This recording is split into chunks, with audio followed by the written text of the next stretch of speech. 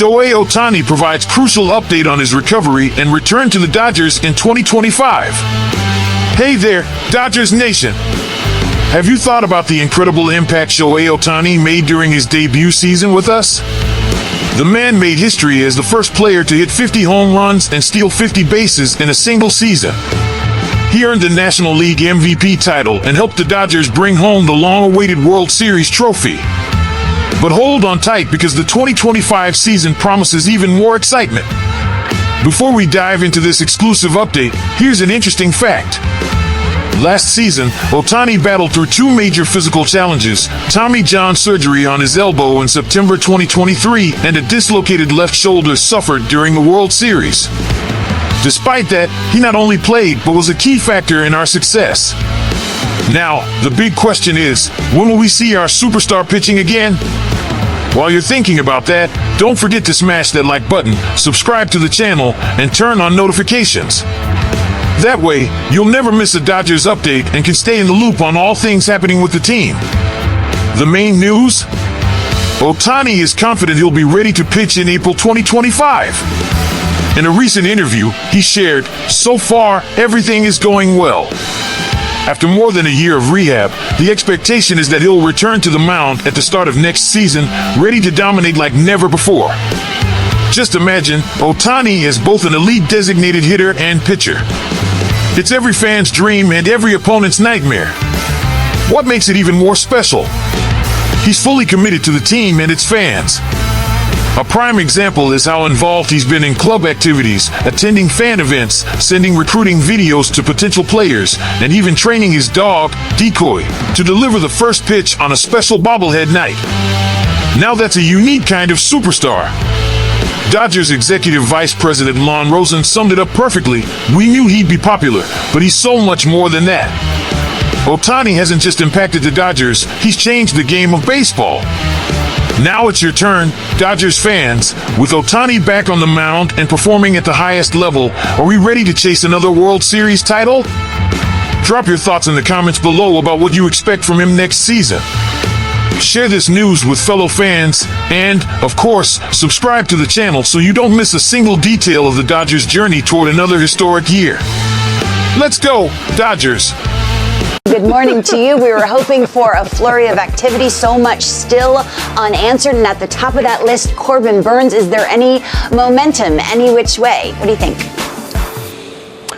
Lauren, good morning. Corbin Burnes, to my knowledge, is not here in this thinning lobby, and yet there is still a lot of conversation about where he may sign. And they have interest in Corbin Burnes even after acquiring Garrett Crochet from the Chicago White Sox this week. So after Max Fried goes to the Bronx, Lauren, all the attention now at the top of the market is on Corbin Burnes. And because of the money that went to Max Fried, pitchers like Sean Manaea, Walker Buehler, Jack Flaherty will all be handsomely rewarded in this marketplace as well. You said Boston, and I was thinking what a different mentality for Boston this winter than last year, I guess. The Red Sox only interested in arms, or is there more? What are you hearing from them?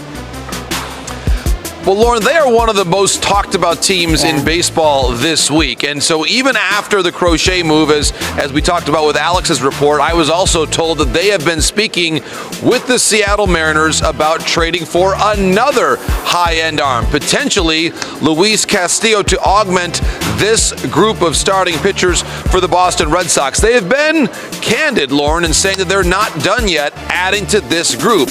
And we know the Seattle Mariners are what it would be Castillo for Casas and the additional payroll flexibility to potentially add one more free agent bat. The Mariners are also expected to make a strong pitch for Roki Sasaki that, according to Adam Jude in the Seattle Times, will include, Lauren, a personal appeal from Ichiro Suzuki, the pending Hall of Famer himself. So if you're Roki Sasaki and Ichiro, number 51, is making the sales pitch, you're certainly going to listen to that. I would imagine that call would be very, very interesting. Wow. Okay, you know what it's like, this part of the country, when you hear a name, Yankee fans hear Kyle Tucker, and then they just run with it, and it's all they can talk about. How likely, we had Brian Cashman, JP, on the show yesterday, how likely a partnership here?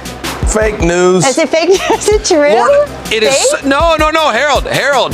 to Harold, to the soundboard, this is not fake news. At least the conversations, Harold, are not fake news. And two teams to watch here. It's not just the Yankees postseason, and really challenge the Dodgers. So it is interesting, Harold, because when you consider the different possibilities, and I'll talk about the Cubs for a second, if Tucker goes to the Cubs, perhaps if the Cubs would move someone like an Isaac Paredes, someone like a Seiya Suzuki, some right now talent, and don't forget, Lauren, one of the other pieces of this equation could be if the Cubs get Kyle Tucker, are they then more apt to trade a Cody Bellinger to the Yankees? So a lot of different impacts here, one certainly influencing the other. If I was a writer, I'd be dangerous. Matt's bored with this segment, can you tell? That's when you know. When the uptick in soundboard happens, can you confirm or deny? Matt, you want to do this segment or no? I don't know what you're talking about. Continue the interview, Lauren, please. Harold just jumps in every once in a while. Harold's unruly, really. JP. Harold's not even in the building. JP, you spend your winter hosting the Cooperstown podcast. When you leave the winter meetings, you're going to have an episode or two. What can we look forward to, viewers? Lauren, the road to Cooperstown never stops. And by the way, congratulations to the great Tom Hamilton. What a beautiful interview that was with Tom. Was one of the all-time greats in our business. Yes, he truly is.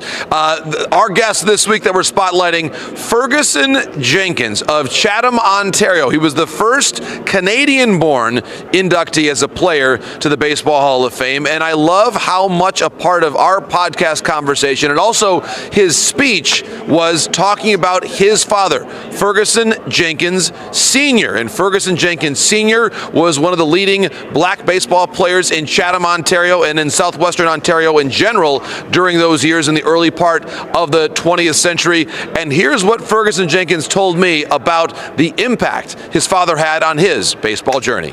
How much did your dad's inspiration as a young ball player himself once upon a time, how did that help drive you and inspire you during those years? Well, I knew my dad played barnstormed in the Negro League in Canada and barnstormed through Ohio and Pennsylvania and Michigan. And he was a pretty good ball player. He was a center fielder. And he would inspire me from time to time when I'd phone home and tell him I'd won a ball game, I performed well.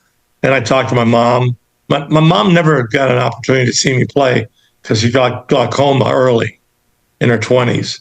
And my dad came to Chatham in 1937 or 38, met my mom. They got married in 1940, and I was born in 1942. And he would give me that little pep talk from time to time, along with Gene. And I talked to Gene a lot of times when I'd be home. Pitching, basically I was a new individual pitching in A, double A, and triple A. So it was a transition of basically learning how to win. And my dad would always tell me, things are going to change. You're not going to lose. Team's going to play well. You're going to win ball games.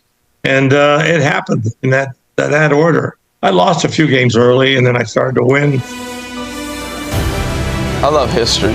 What a story from Ferguson Jenkins. He told me the story as well, Lauren, about how a seminal moment in his baseball life was when his father, Ferguson Jenkins Sr., actually brought him to Detroit to watch the then Cleveland Indians and Larry Doby. Of course, Larry Doby broke the color barrier in the American League. And so for Ferguson Jenkins to see someone who looked like him on a major league field, he told me it made a tremendous impact on him. And by the way, Lauren, one last note on Ferguson Jenkins. His off-season job for a couple years in the major leagues, he'd already appeared with the Cubs, was already a star. His off-season job was playing for the Harlem Globetrotters. He played hoops in the offseason for one of the most entertaining teams in the world in any sport. So Ferguson Jenkins, he could play hockey as well back in the day in Chatham, a great all-around athlete and a tremendous gentleman as well. What a conversation. Of all your gigs, JP, I know this one is very near and dear to your heart. Thank you so much for sharing, and thanks for all your work at the Winter Meetings.